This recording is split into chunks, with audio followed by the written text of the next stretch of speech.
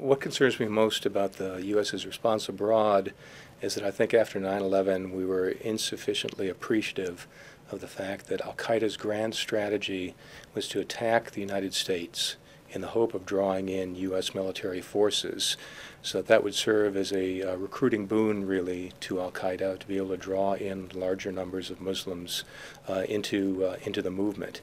And I think it took us a significant amount of time to appreciate that. Al-Qaeda speaks on behalf of its global movement, which amounts to probably something between 10,000 and 100,000 members worldwide. That's a very small fraction of the overall Sunni Muslim population, probably something on the order of 1 in 100,000 or 1 in 10,000 out of that larger population.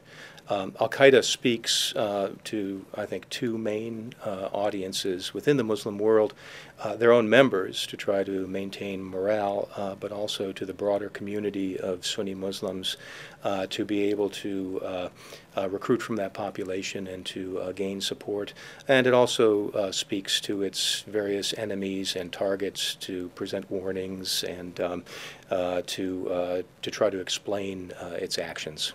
First of all, I think the jihadis themselves threaten their own movement.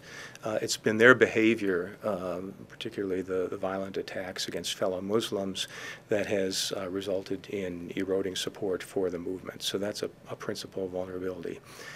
Secondly, I think that former jihadis who have defected from the movement carry considerable cachet and influence in the larger public arena, and I think that their efforts to express their opposition to this movement have reduced support for al-Qaeda in the Muslim world.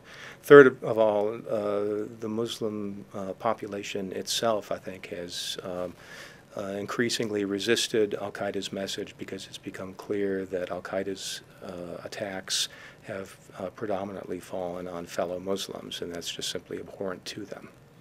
Well, I think the principal implications are trying to remove the issues and grievances that are wellsprings of support for al-Qaeda. In the short term, I think that means proceeding with the timeline for withdrawal from Iraq and Afghanistan, because the presence of large-scale U.S. military forces in Muslim lands has been a recruiting boon for al-Qaeda.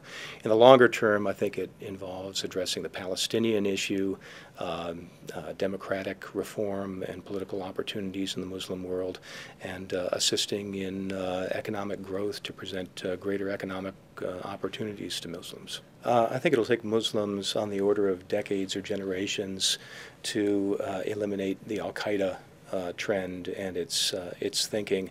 It'll take perhaps another decade to eliminate the organization, and then it'll take some period for Muslims to essentially forget this movement such that the movement is buried and sort of an artifact of history.